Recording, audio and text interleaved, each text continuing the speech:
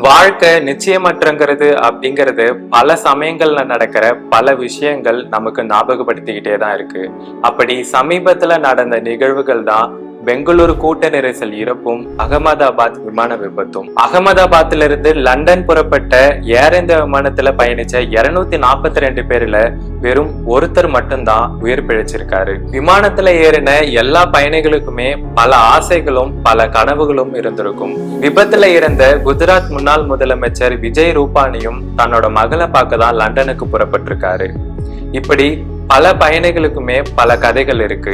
அப்படி மனதை ரொம்ப பாதிச்ச ஒரு கதையை பத்தி தான் இந்த வீடியோல நம்ம பார்க்க போறோம். ராஜஸ்தானோட பன்ஸ்வாரா அப்படிங்கிற பகுதியை சேர்ந்தவர் பிரதீக் ஜோஷி.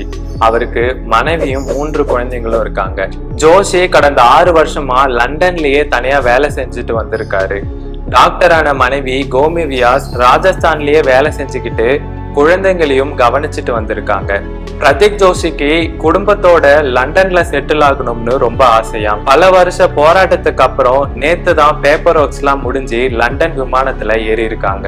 இனிமே லண்டன்ல புது லைஃப் ஸ்டார்ட் பண்ண போறோம் அப்படிங்கிற ஆசையில 2 நாளைக்கு முன்னாடி தான் தன்னோட மருத்துவர் வேலையை ராஜினாமா பண்ணிருக்காங்க மனைவி கோமி வியாஸ். பெரும் கனவுகளோட அகமதாபாத்ல இருந்து லண்டன் போற ஏர் இந்தியா விமானத்துல ஏறின அந்த குடும்பம் ரொம்ப சந்தோஷமா செல்ஃபி எல்லாம் எடுத்து தங்களோட ரிலேட்டிவ்ஸ்க்கு அனுப்பி இருக்காங்க. ஆனா விதி விளையாடும்னு சொல்லுவாங்கல்ல, அது போல விமானத்துல ஏறின சில நிமிஷத்திலேயே விமானம் விபத்துக்குள்ளாகி பிரதீக் ஜோஷியோட கனவுகள் ஆசைகள்னு மொத்த குடும்பமும் தீக்கிரையாகி இருக்கு. இந்த கதை நீங்க உச்சு கொட்டுறதுக்காகவோ பரிதாபப்படுறதுக்காகவோ கிடையாது. ஒரு விஷயம்தான், நினைச்சு கூட பார்க்காத ஒரு சில நொடிகள்ல ஜோஷியோட வாழ்நாள் கனவு சாம்பல் ஆகிடுச்சு. இவ்வளவு நிச்சயமற்றதுதான் நம்மளோட வாழ்க்கையில நீங்க உருவாக்குறது, நம்புறது, விரும்புறது எல்லாமே ஒரு நூல் இழையில முடிஞ்சு போயிடும். அதனால நம்ம கூட இருக்கிறவங்களை அரவணைச்சு நேசிச்சு வாழ பழகுவோம்.